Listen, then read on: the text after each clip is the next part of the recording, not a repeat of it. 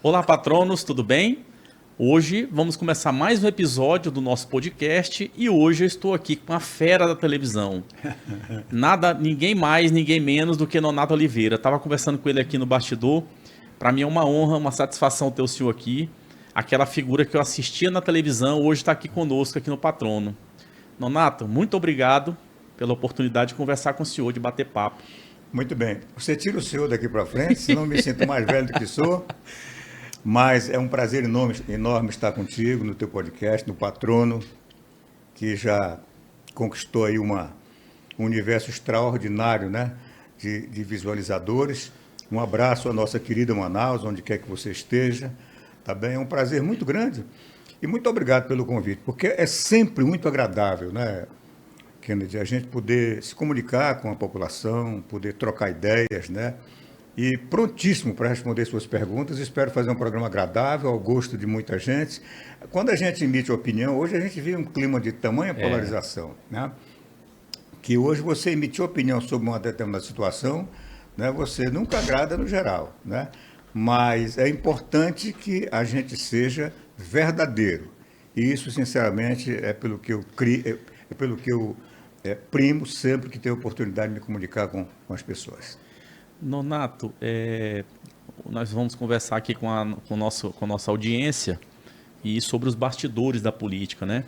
E eu começo perguntando para o senhor como que aquele menino do interior chegou na televisão. Pois é aquela coisa do vocacional.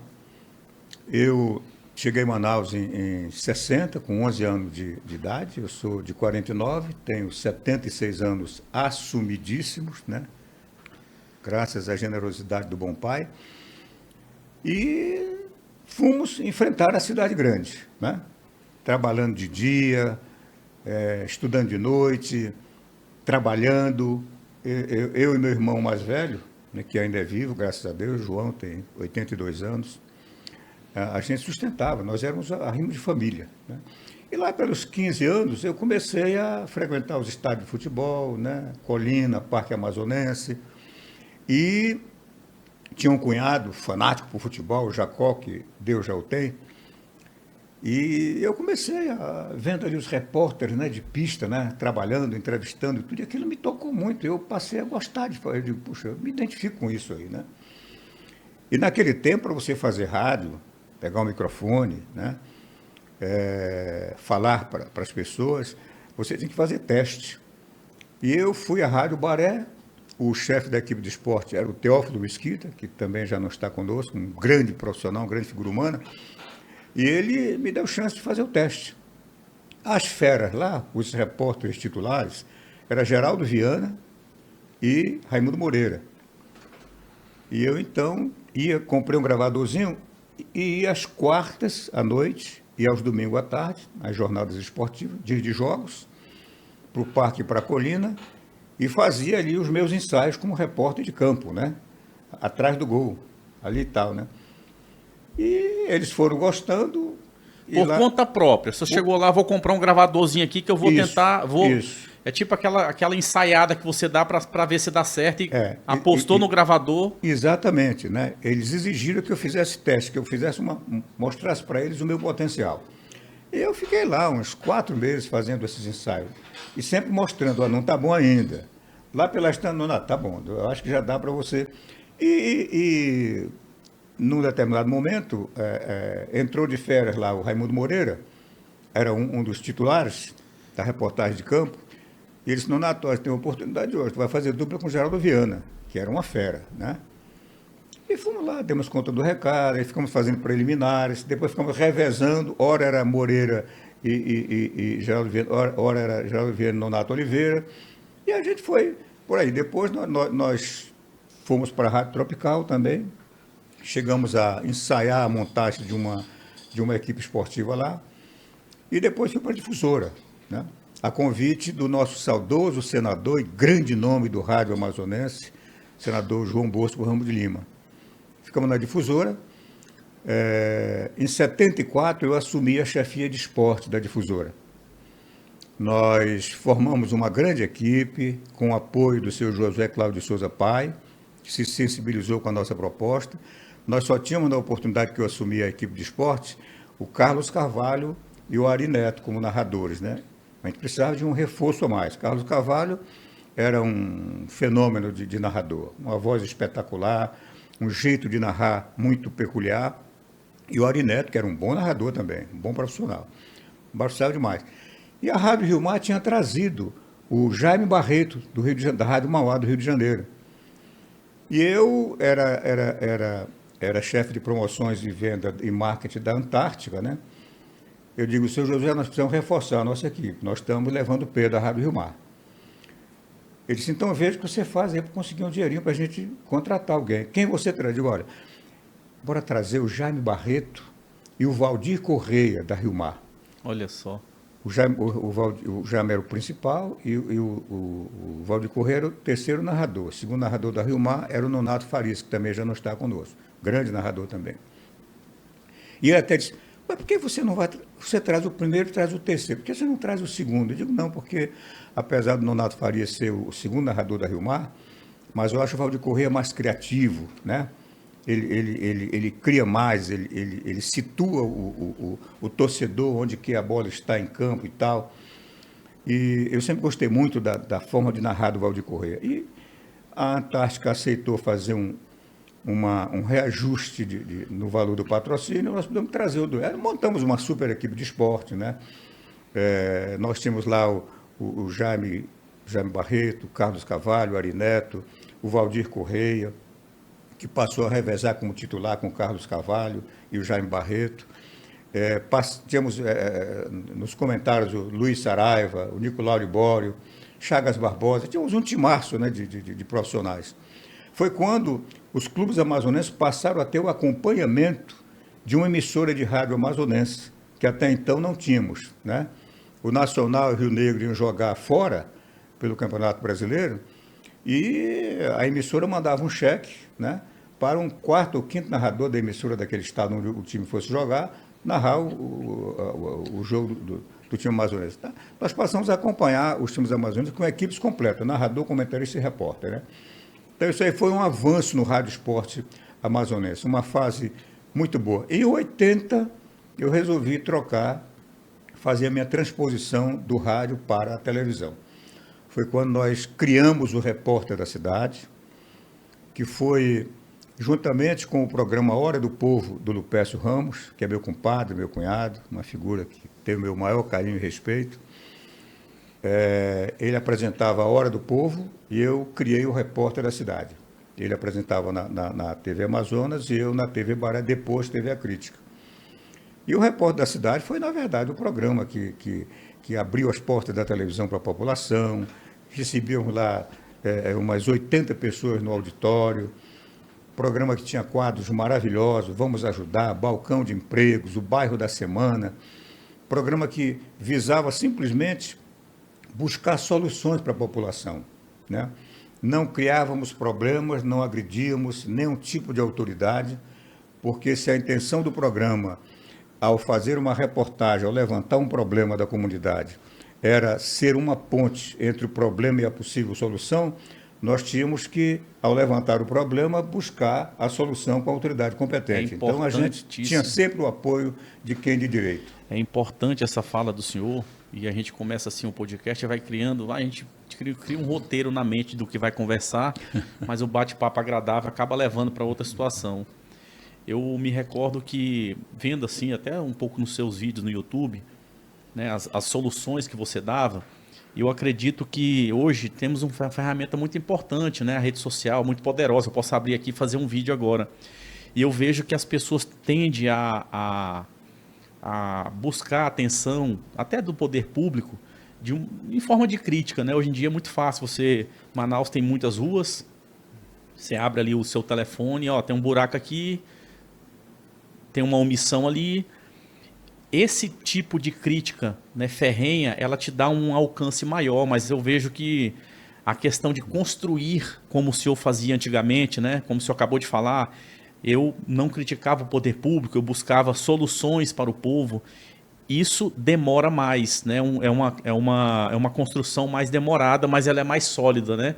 Eu vejo que vocês, por exemplo, a gente está na época da política agora, Pode fazer uma pesquisa eleitoral, colocar o nome de vocês lá, que vocês vão ter aqueles eleitores fiéis de vocês. Pode ficar escondido o tempo que for, mas quando coloca lá, Nonato Oliveira, Marcos Rota, Lupécio, esse pessoal que esteve na televisão, sempre tem aqueles eleitores fiéis devido às construções que vocês faziam. Aliás, sem cortar o teu raciocínio, hoje você vê que na televisão amazonense, né, depois que saiu Nonato Oliveira, Lupécio Ramos, Marcos Rota,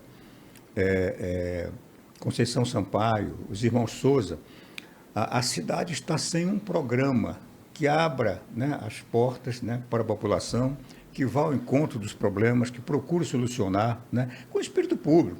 Porque é muito fácil, né? Ainda mais agora com a rede social, onde cada cidadão é repórter de si mesmo com o celular na mão, né? É muito fácil você criticar. A rede social fabrica aí fenômenos a cada momento, né? Porque se tornam fenômenos pela arte de criticar.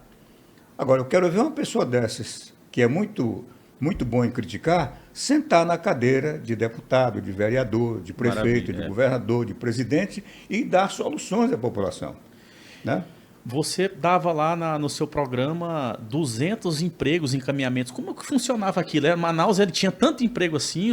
Como é que o senhor era tipo um cínico? O que o senhor fazia para encaminhar aquele tanto de gente? É o seguinte, o programa, dentre outros quadros, que tinha quadros de ajuda, quadros de reportagem, né? Quadros que encampava campanhas, né, de benefício coletivo ou individual, nós tínhamos o balcão de empregos, né? Eu criei o balcão de empregos na televisão. E das 150, 200 pessoas que iam à televisão buscando apresentar algum tipo de problema, solicitar algum serviço ou buscar empregos, nós selecionávamos de 80 a 100 pessoas que iam atrás de trabalho, entre caseiro, pedreiro, carpinteiro, doméstica, enfim, nós colocávamos 20 pessoas no ar, 20 candidatos a emprego no ar, né, no balcão de empregos. O programa tinha 1h30, mas eu dedicava 20 minutos para o balcão de emprego, porque era uma necessidade você ajudar as pessoas a encontrar emprego. Isso já era visando a política? Não, até então não, era só ajudar. Nunca. Olha, o balcão de emprego, das 20 pessoas que iam para o ar, todas elas eram empregadas. E como ficavam os remanescentes, né, lá na sala de produção, os remanescentes que não conseguiram espaço para entrar naqueles 20 minutinhos, os patrões, as patroas que sabiam que sempre tinha gente buscando emprego no programa do Nonato Oliveira, iam lá com seus carros, quem quer trabalhar, caseiro, doméstica, carpinteiro e tal. Não, tem aqui. E já botava no carro, já ia empregado. Então, fora os 20 que a gente conseguia empregar, encaminhar o emprego todo dia, durante o programa, mais umas 20 ou 30 pessoas conseguiam já sair com seus patrões e patroas, né, que iam buscá-los lá no local do programa. E o que foi mais difícil? Sair do interior ou se acomodar na cidade, com emprego, O que foi mais difícil para o senhor? Olha, eu vim de uma família muito humilde. Meu pai era seringueiro, né? Minha mãe era uma doméstica, né, lavadeira de beira de rio, uma mãe extraordinária, né? E lá a gente não teria melhor futuro, né? E a minha mãe separou-se do meu pai e num lampejo de mãe, né, que as mães são divinas, iluminadas, né, por Deus, né? Iluminadas, ela nos trouxe para Manaus. Tinha aqui umas parentas dela e umas comadres, e nós viemos para Manaus. E aqui cada um fez. Nós éramos 6 irmãos, 4 mulheres e 2 homens, né? A nossa irmã mais velha nos deixou em 2013, somos 2 homens e 3 mulheres. Mas assim, cada um, né, cuidou da sua vida, cada um se deu bem na vida, todos, graças a Deus, né, bem casados, com famílias constituídas e vivendo de forma independente. A minha mãe, o meu pai foi uma figura extraordinária, né? Mas a minha mãe foi aquele cão de guarda, né? Aquela mulher que dedicou a sua vida mesmo, né, pela criação dos filhos, para nos dar o melhor, né? E é sempre bom a gente repetir, né? A melhor educação, a base da educação que qualquer cidadão pode receber, não é na escola, é em casa. Se a pessoa não tiver uma educação doméstica, ela não vai conseguir assimilar, né, uma educação positiva na escola. E a minha mãe soube nos dar essa educação. Mas o senhor é aquele cara talentoso, né? Fala bem, tem uma boa postura. E como foi para o senhor entrar na política, essa transição? TV, política. O senhor teve um padrinho? Não. Teve um cara que olhou para o senhor e falou, esse cara aqui é talentoso, venha para cá, vem para a política. Eu me considero uma pessoa que vinha ao mundo encontrando tudo por fazer e o meu caminho abriu eu por iluminação e bênçãos do nosso Pai Criador. Nunca tive Quando eu quis pegar um microfone, eu tive que comprar um gravadorzinho, fiquei 4 meses fazendo teste na beira do campo, no sol, na chuva. Sem ganhar nada. Sem ganhar nada. Abrindo na mata. Concorrendo com uma série de outros, que também com seus gravadorzinhos, não era só eu não. Ah, tinha que comprar o gravadorzinho. Entendeu? Dificuldade até para comprar o gravadorzinho. Então, quando eu resolvi, quando eu ascendi a condição de chefe da equipe de esporte, né? Quando eu resolvi passar para a televisão, foi tudo vontade própria, né? Vontade própria. Né? Eu passei 3 meses tentando convencer o seu Ayrton Pinheiro, de saudosa memória, o dono da TV Baré, antes de ser vendida para a TV A Crítica. Eu passei 3 meses insistindo com ele que a TV Amazonense precisava de um programa com a cara de Manaus, abrindo as portas para a população, defendendo os interesses da população, um programa, né, que mostrasse a população de Manaus e Manaus, né, na sua telinha. E ele não acreditava, porque ele achava que 1 hora de programa a gente não ia ter conteúdo para preencher aquele espaço. Eu digo, senhor Ayrton, o problema não é o tempo, é o conteúdo. Né? Você pode não dizer praticamente... Você pode não ter conteúdo nenhum para 1 minuto de televisão e pode ter conteúdo demais, né, atraente demais, em 1 hora, 2 horas. Então, eu mostrei os quadros, que, olha, aqui tem um balcão de emprego, tem muita gente desempregada, a população está cheia de problemas, a gente precisa ir lá com as câmeras e tal. E ele me desafiou. Ele disse, olha, eu lhe abro o espaço de 1 hora, se você me trouxer X mil reais de patrocínio. Olha, como é que eu ia conseguir patrocínio para um programa que nunca tinha existido em Manaus e nunca tinha ido para o ar? O empresário, o comerciante, ele vê a propaganda como um investimento, não como um gasto, né? E muito menos como uma benemerência, né? E eu consegui esses patrocínios, botei na mesa dele, então o espaço é seu. Aí foi quando, então, nós criamos e executamos. E aquele movimento de pessoas...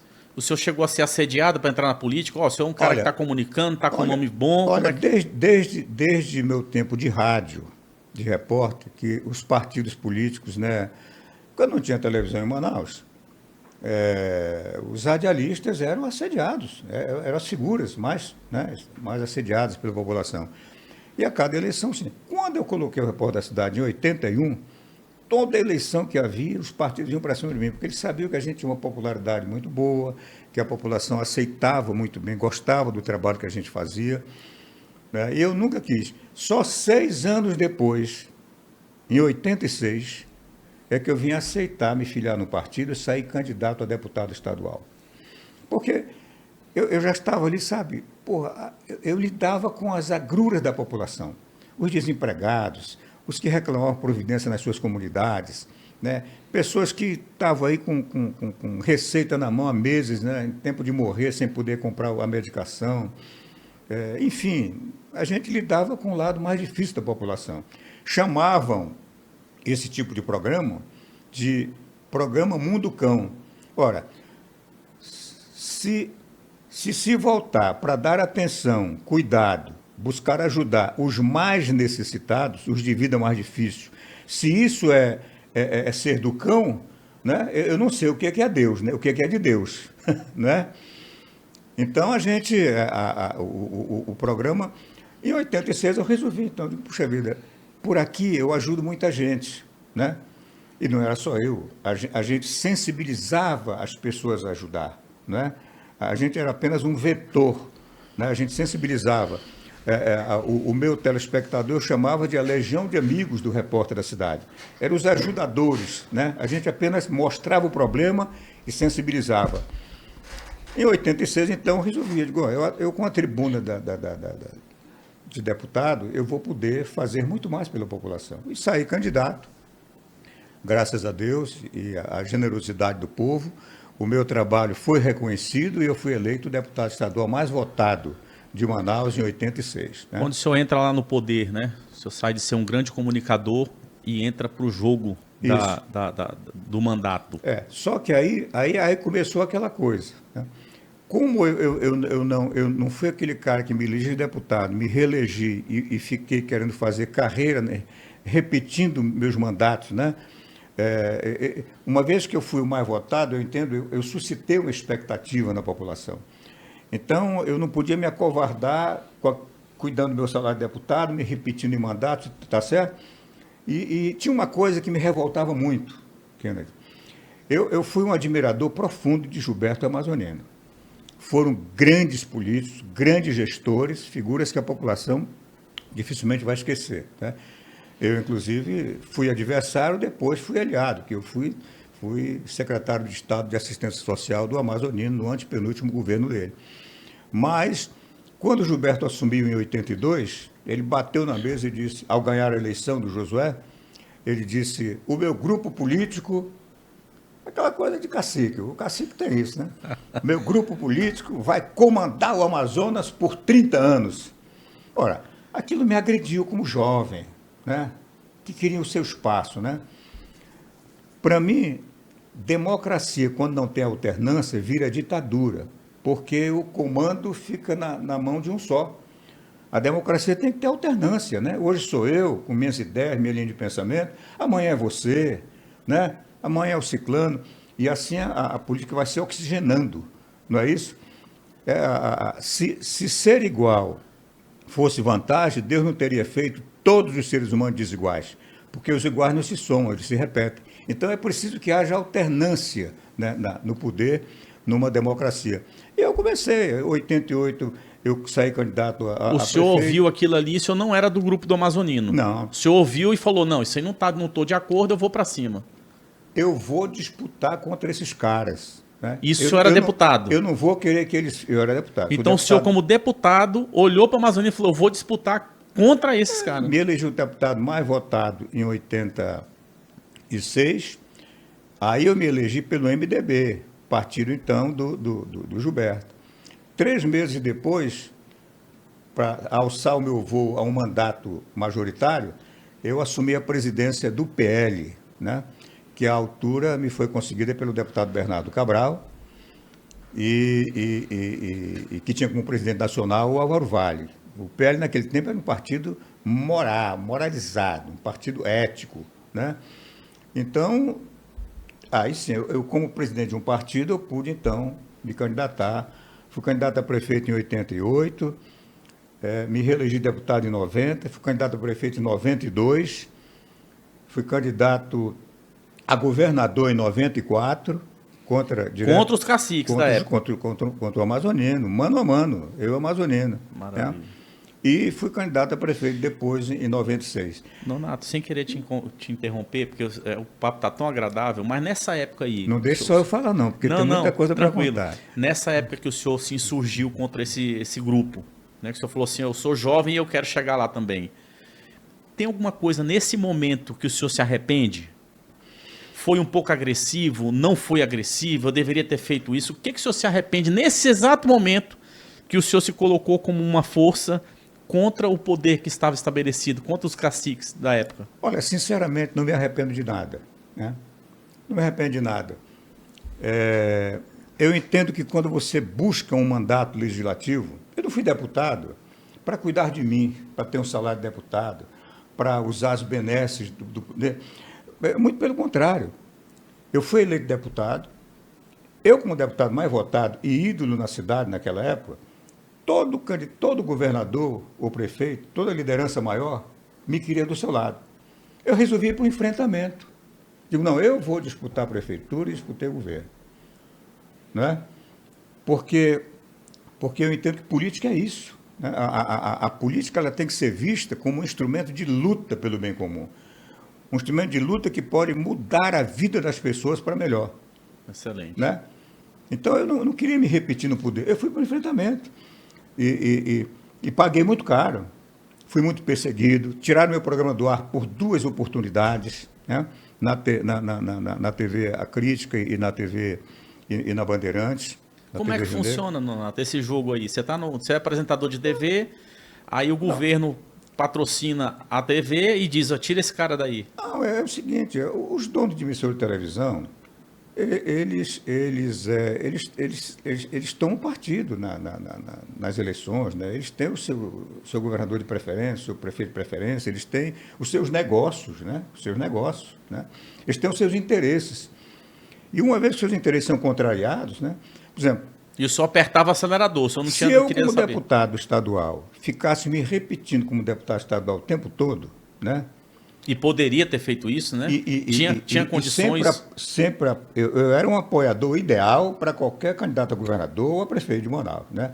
Agora, todos me queriam do lado. A partir do momento em que eu passei a interferir na linha de sintonia deles, passei o cargo deles, aí eu passei a ser candidato a sair do caminho. Então, amigo, eles partiam para cima do dono da emissora de televisão e se entendiam lá. Aí tirava o senhor voltava depois. Não foi só eu, outros comunicadores, né? Porque é o seguinte, quem tem luz própria incomoda muito, né? Incomoda muito. Então, eu não me arrependo. Se eu quisesse fazer o caminho que a maioria fez, né? Deputado estadual ali, deputado federal, escolhendo um lado, o Gilberto Amazonino, né, para ter sempre o cobertor ali, né, a cobertura, o apoio, eu já teria sido prefeito, governador, senador e tudo mais. Mas não, eu fui para o enfrentamento. Olha, em 94, por exemplo, era a final do meu segundo mandato de deputado.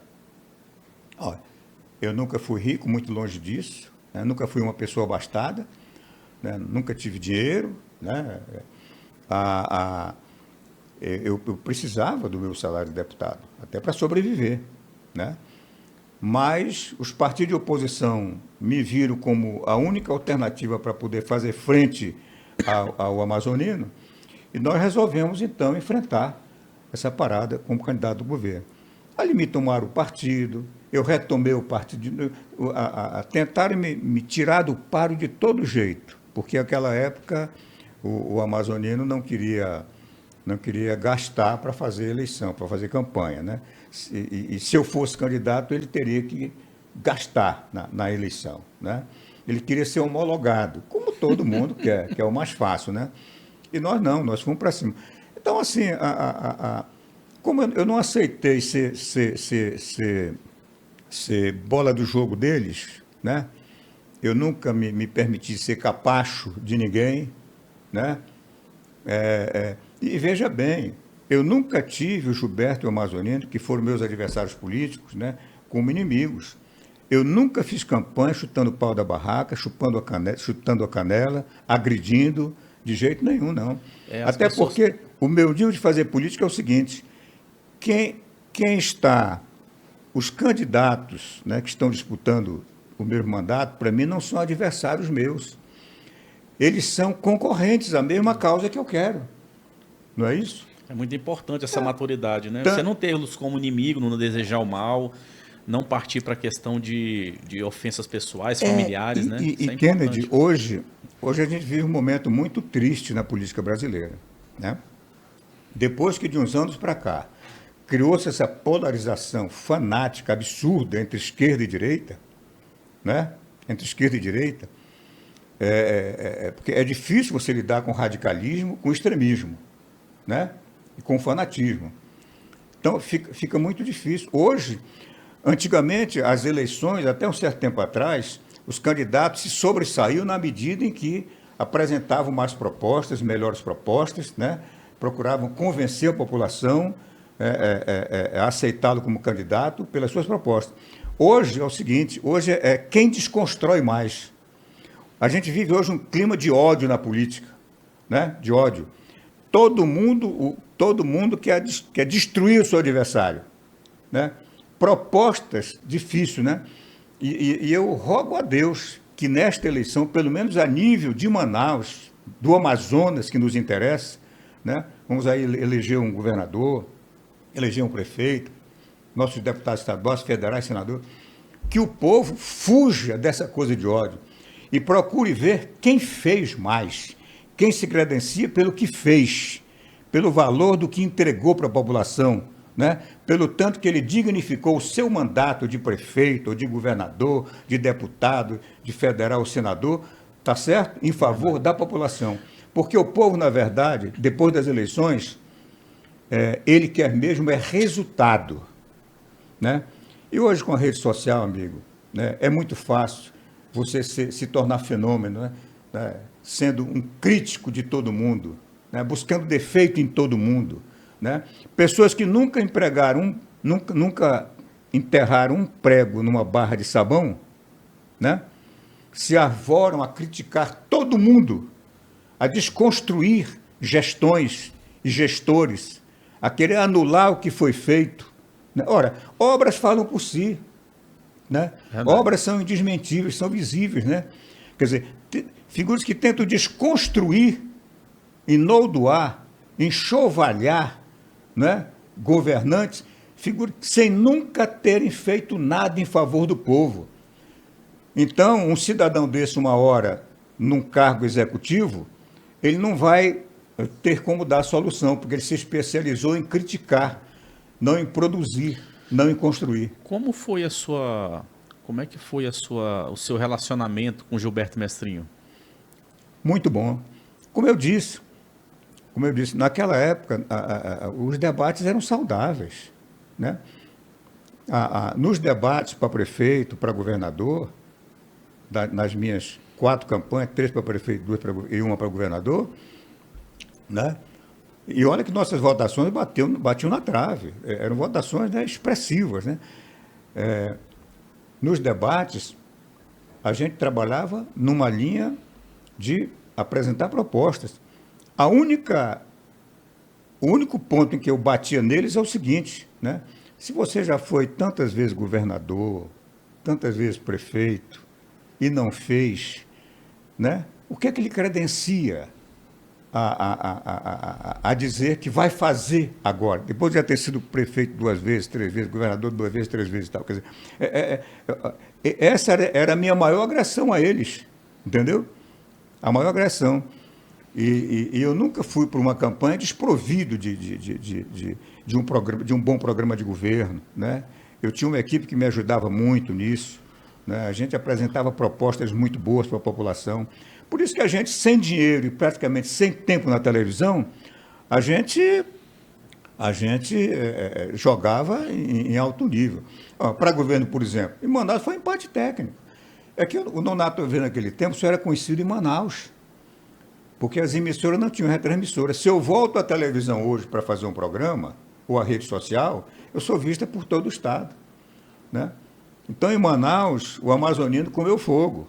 Aqui foi empate técnico. Pode ver no Google a minha votação e a dele.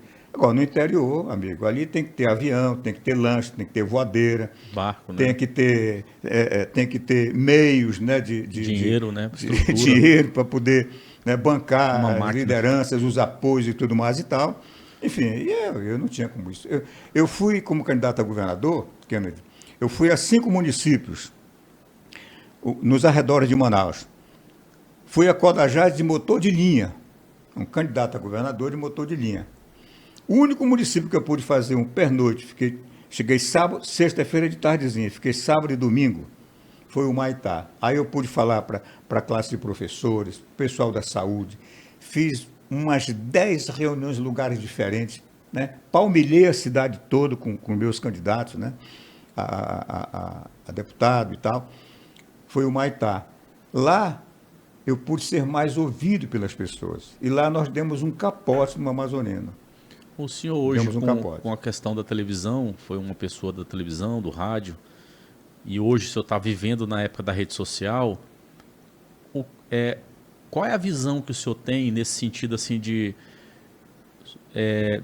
de ser muito tradicional, olha, só vale para mim se eu estiver na televisão, ou se eu ver a rede social como um instrumento que pode alcançar pessoas até mais do que a televisão? Como é que o senhor enxerga isso?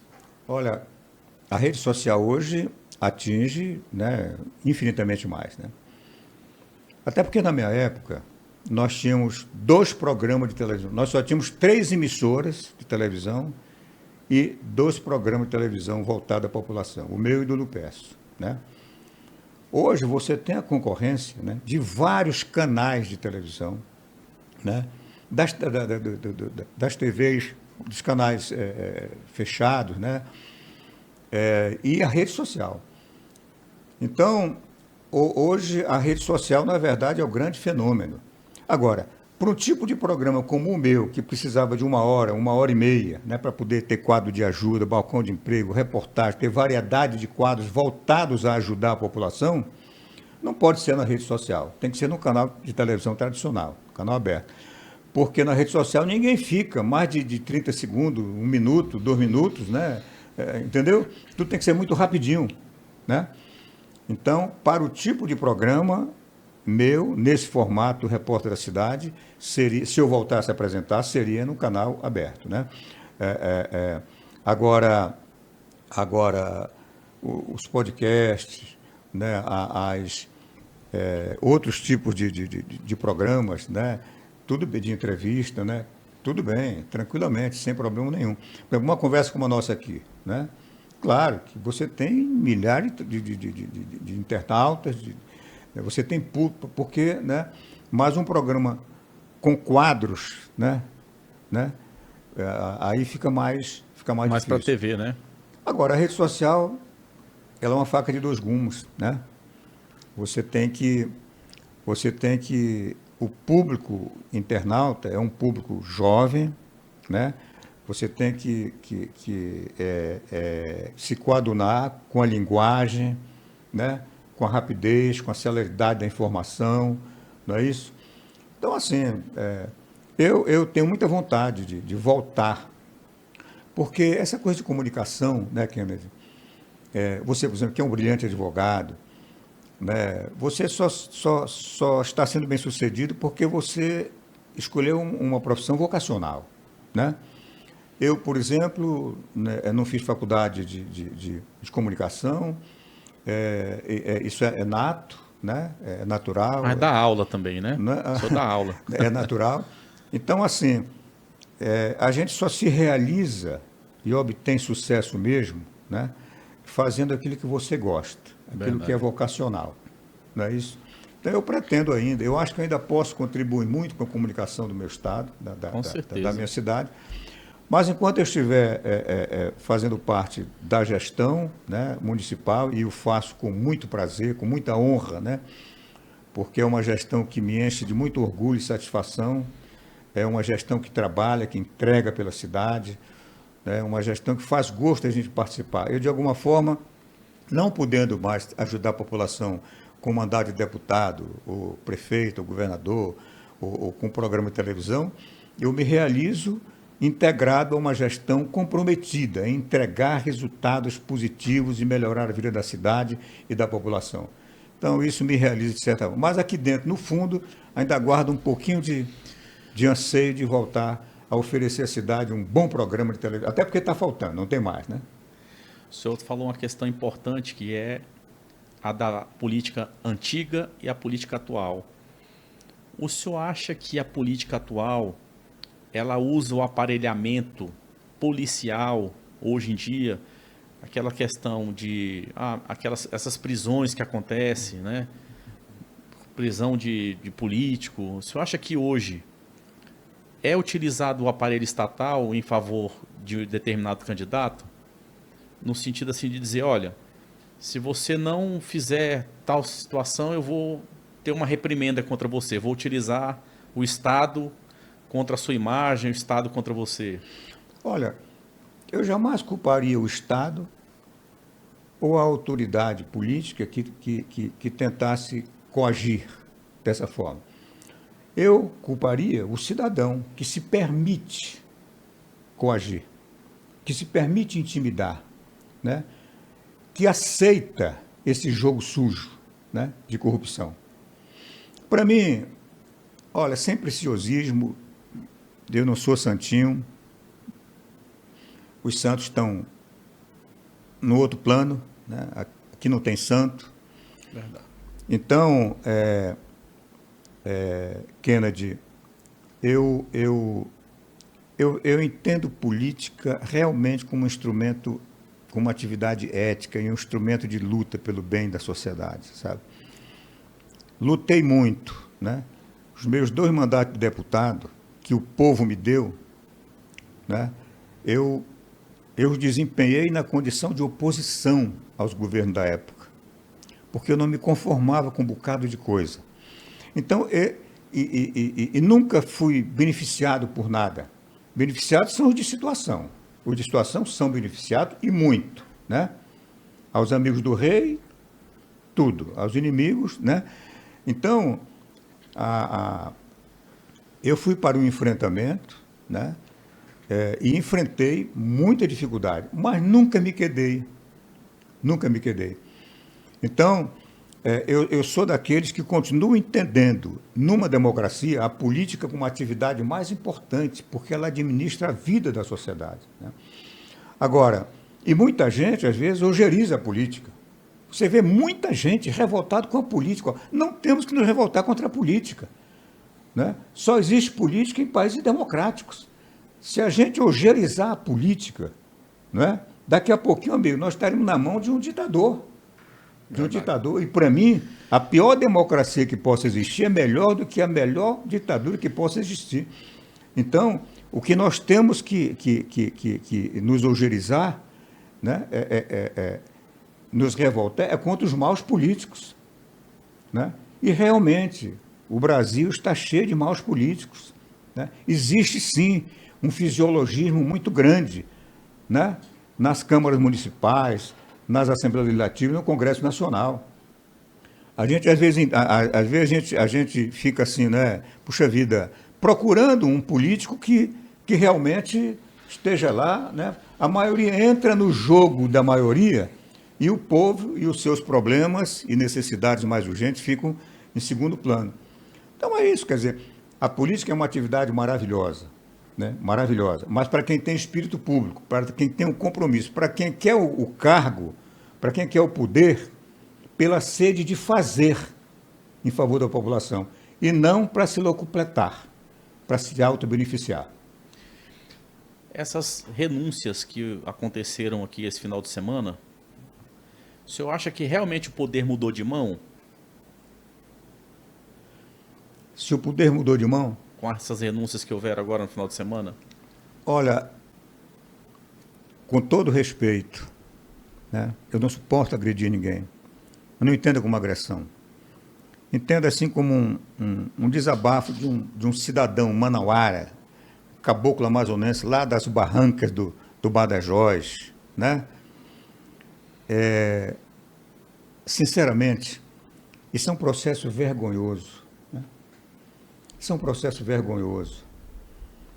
Um governador eleito pelo povo, né, agindo bem ou mal, ele só pode passar o seu mandato para outro eleito pelo povo, e não para um grupo de deputados, né, apaniguados do seu grupo político, né, para fazer o sucessor que ele, o governador que está saindo, quer, né, para que ele possa ter o devido apoio na sua campanha ao Senado.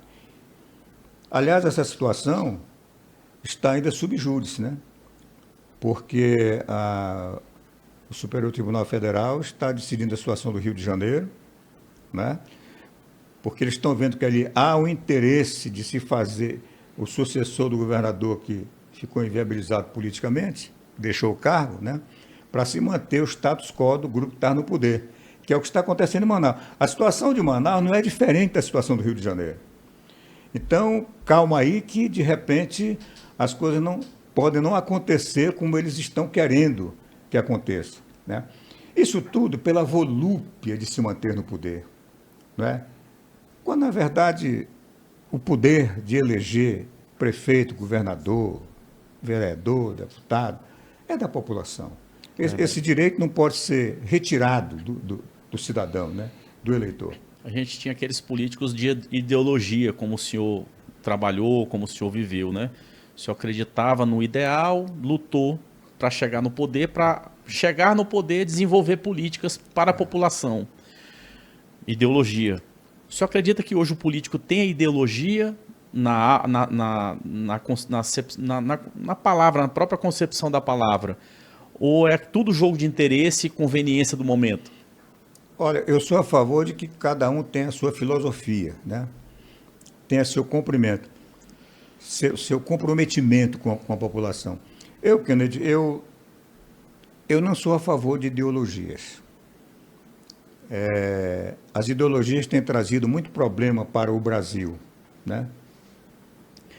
Eu sou contra ideologias porque toda ideologia é fanática, né?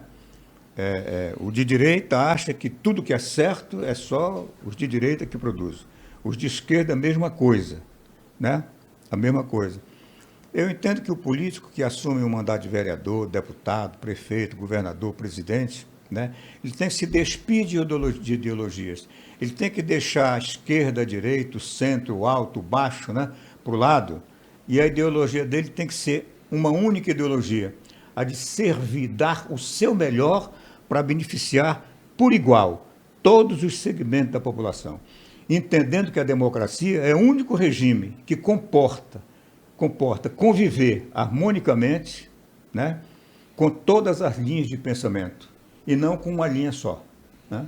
O senhor viveu muito tempo essa política, né? O senhor deputado, hoje também está na política. Na sua opinião, o bastidor decide mais ou o voto é quem decide? Olha, hoje está pau a pau. E olha que os bastidores, às vezes, ganham a eleição por antecipação, né? Porque eleição é um jogo de tabuleiro, né?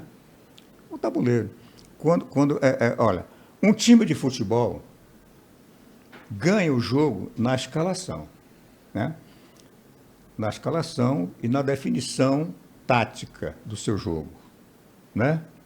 Quando ele vai para campo com uma escalação certa, com o jogador certo, na posição certa, né? E com uma estratégia tática bem definida, ele dificulta muito para o adversário. Ele já ganha meio jogo, né? Na política também. Acontece que há certos exageros, né? Cada um na política quer o melhor para o seu grupo, né?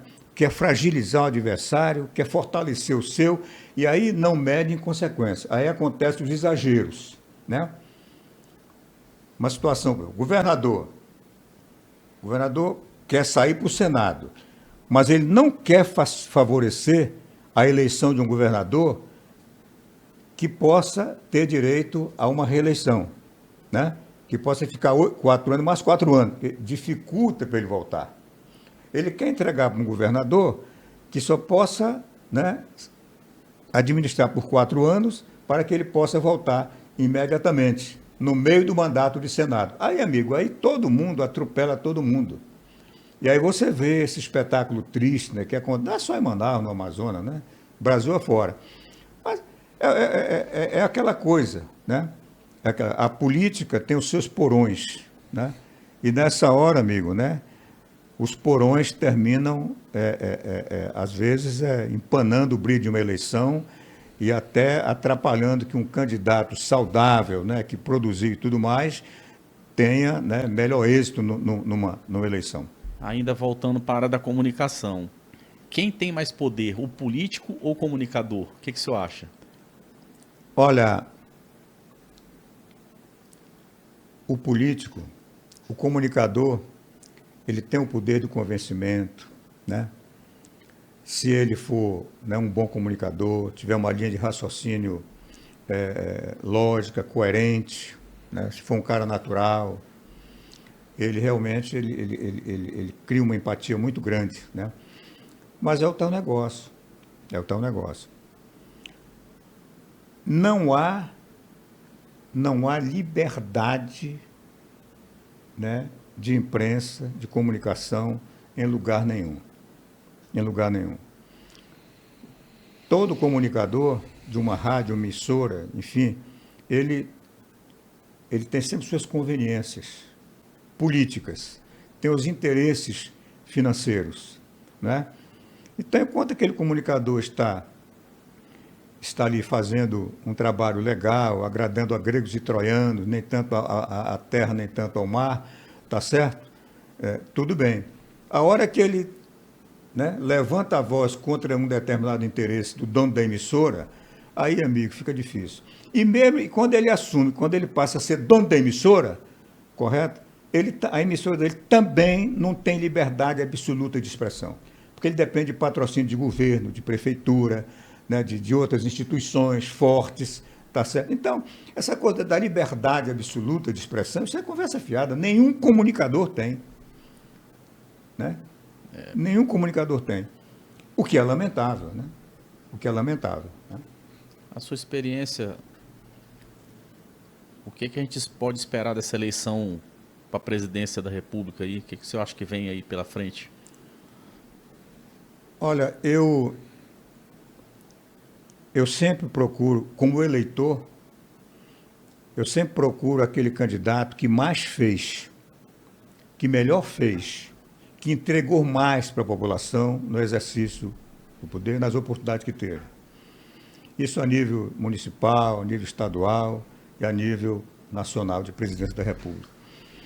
A nível nacional, eu estou vendo, infelizmente, uma polarização muito grande, e essa polarização, esse radicalismo que divide o Brasil em dois Brasis, né, o Brasil de esquerda e o Brasil de direita, termina tirando qualquer chance de um outro candidato, uma terceira via, né? Um nome novo, que possa trazer uma novidade, uma esperança melhor, né, para o Brasil. Para aqueles que estão cansados do governo Lula e para aqueles que não querem o retorno da filosofia bolsonarista ao poder. Não. Felizmente ou infelizmente, porque eu não posso prejulgar como vai se comportar o presidente eleito, né? Ou o presidente atual que se reeleja ou que venha se eleger pela direita, né? Pela direita.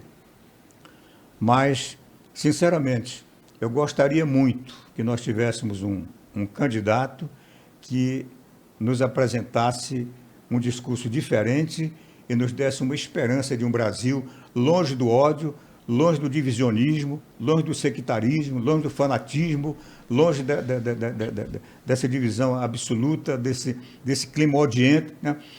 Hoje, você, na rede social, meu Deus do céu, você só vê agressão de um lado e de outro. De um lado e de outro.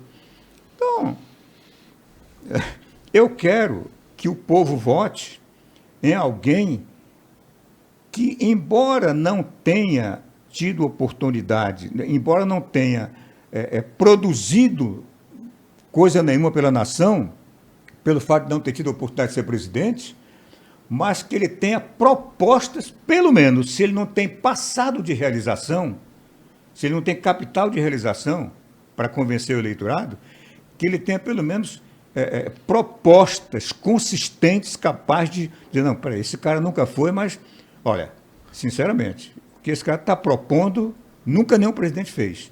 Agora, querer se eleger, combater o adversário, só desconstruindo, sem passado de prestação de serviço, e só com agressão e desconstrução, e sem proposta de solução, eu acho que o Brasil cai num abismo se entrar nessa. Eu vi um vídeo seu no YouTube, o senhor fala assim, olha, o Gilberto, eu fiquei sabendo aí que você está encontrando com o amazonino.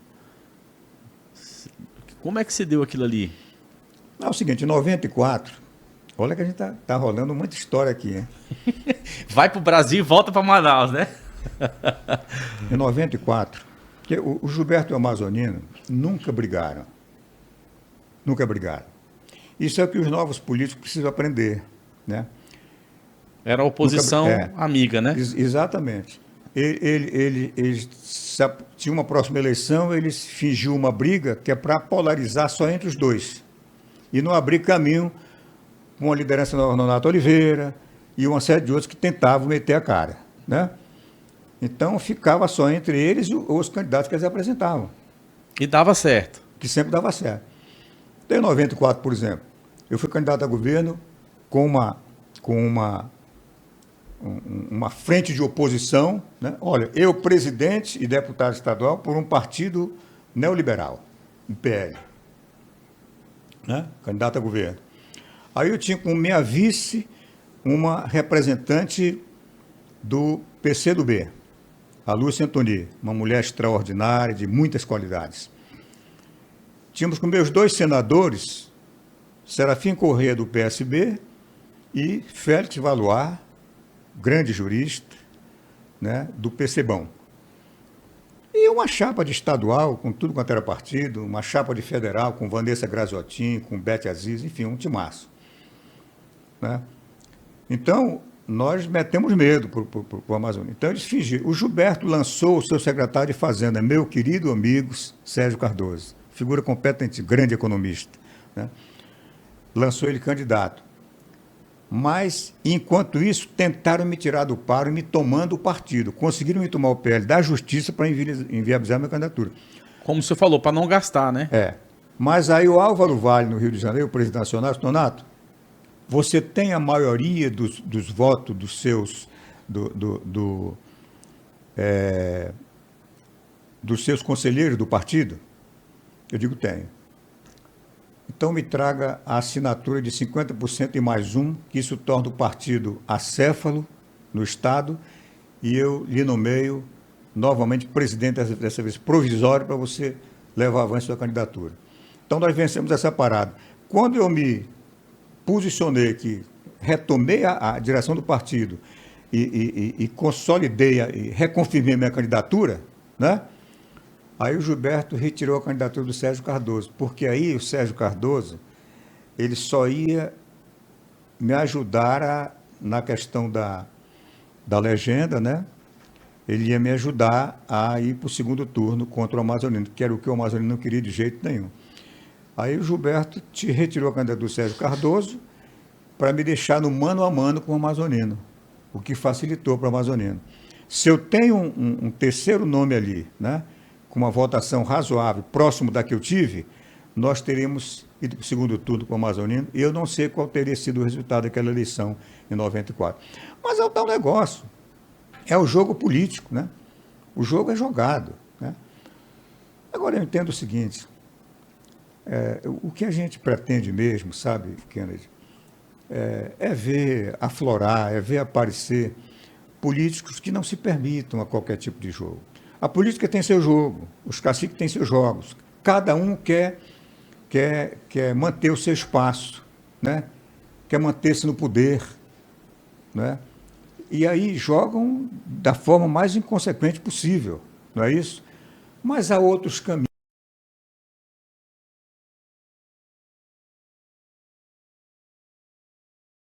E que sabe o que quer, ético, que respeite a população e que entenda a política realmente como uma instituição maravilhosa, que capaz de realmente lhe oferecer oportunidade de melhorar a vida das pessoas, né? possa enfrentar. Eu acho, sinceramente, que muita coisa precisa mudar, mas não é fácil, porque instalou-se no Brasil realmente, né? Um quadro, uma forma de se fazer política, de arranjos, de manuseios, né? Nada éticos, né? E que não fazem nada bem à política, muito pelo contrário, né? Muito pelo contrário. O senhor falou agora há pouco de política que tem político que tem proposta porque não foi dada oportunidade e tem políticos que já vieram com oportunidades. Vamos ter aí uma eleição onde vai ter de um lado Omar Aziz, que teve oportunidade, né, governador, enfim, já teve mandato, e o Davi Almeida, que também teve oportunidade, né, governador, prefeito. Como é que o senhor acha, o que esperar dessa eleição de grandes nomes que tiveram oportunidades e feitos? Olha, eu acho que querer, todos querem e têm o direito de querer. Eu sou uma pessoa muito, assim, sinceramente, verdadeiro, honesto, quando eu falo para as pessoas, né? sem medo nenhum de desagradar A ou B. Eu acho que o que importa é a gente emitir a opinião sincera, né, verdadeira, que a gente possa emitir. Eu acho que esse cenário político dessa eleição agora para o governo do Estado do Amazonas, eu não tenho nenhuma dúvida, né? Eu, como eleitor, eu analiso o seguinte, né? Tem que ser pelo mérito, pelo mérito. E aqui eu vou fazer uma defesa de uma gestão da qual eu participo, né? Sem nenhum medo. Até porque eu não exerço nenhum cargo importante na gestão municipal atual, né? Mas eu tenho a honra de participar de uma gestão municipal e acompanhar por dentro o que essa gestão faz e oferece à população. Eu acompanho a política desde 80. Acompanhei a trajetória de grandes prefeitos, Gilberto, Amazonino, Serafim, Arthur, Alfredo Nascimento, enfim, né? Todos eles deram a sua contribuição, né? Mas, sinceramente, participando de uma gestão agora por dentro, que eu participo desde o primeiro dia da gestão do prefeito Davi Almeida, né? Essa gestão é a melhor gestão que Manaus já teve, né? Não teve um prefeito que asfaltasse mais ruas do que o prefeito Davi Almeida.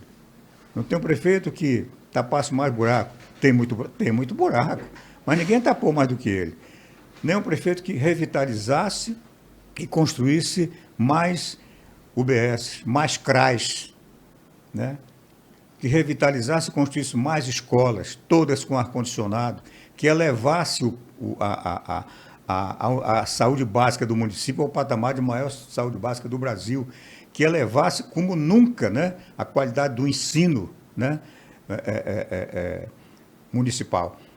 Então, um prefeito que construiu viadutos, que construiu logradouros extraordinários, o Mirante Lúcio Almeida, o Pier 355, o Gigante da Floresta, que vai construir agora, está para inaugurar já o Encontro das Águas, o Mirante Rosa Almeida. Enfim, uma gestão proativa, um cara que se acordava de madrugada e ia dormir 11 horas da noite, trabalhando. Uma gestão que entregou muito para a população. Uma gestão sem escândalo, né? Sem greve de transporte coletivo, sem Polícia Federal na porta do prefeito ou de algum secretário seu, né? Nenhum escândalo, né? Uma gestão absolutamente proba, né? Fidedigna, né? Correta. Enfim, eu gostaria, sinceramente, de ver o Amazonas eleger um governador com esse grau de preocupação, de entrega, de comprometimento com a vida das pessoas. Eu gostaria de ver no interior do Estado, nos municípios do interior do Estado, né, o mesmo padrão de escolas, né, que o prefeito Davi Almeida implantou em Manaus, mesmo padrão de saúde, né, de asfalto, né, educação, enfim, de zelo pela coisa pública, de respeito à população, de querer ver a melhoria da qualidade de vida da população. Eu gostaria de ver isso, sim. Falo isso com sinceridade. Olha, nada contra o Omar, nada contra quem venha a ser o candidato apoiado pelo governador que disse que não ia renunciar e depois renunciou, né? E está aí essa situação toda que tem que ser resolvida pela justiça e não ao bel prazer deles. Não é isso? Nada contra a candidata Maria do Carmo. Todos têm o direito o Omar tem direito de voltar a ser governador, Maria do Carmo de ser, seja quem for o candidato a governador, tudo bem. Agora, eu não quero que a população vote no escuro, né, e caia no conto do vigário, né, no conto do vigário.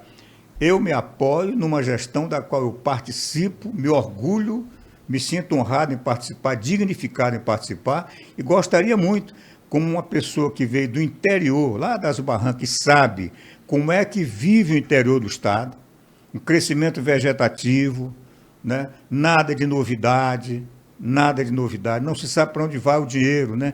Dos repasses, né? Para as prefeituras municipais. Municípios, até os mais bem aquinhoados de renda, né? Como o Tefé, como o Quari, como o Presidente Figueiredo, que tem os seus royalties, né? Não se vê nada acontecer revertido, né, em favor da melhoria de vida da população.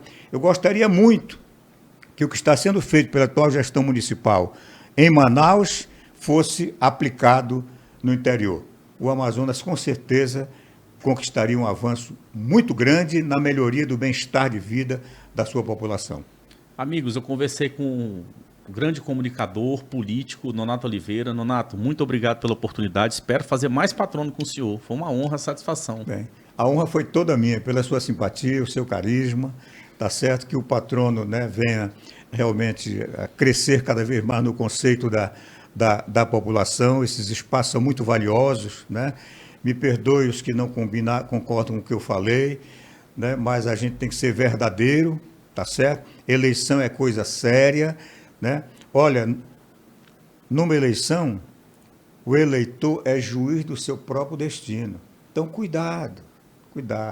Não vá na questão ideológica, não vá no fanatismo, né? Não vá se deixar levar por conversa fiada, por discurso fácil.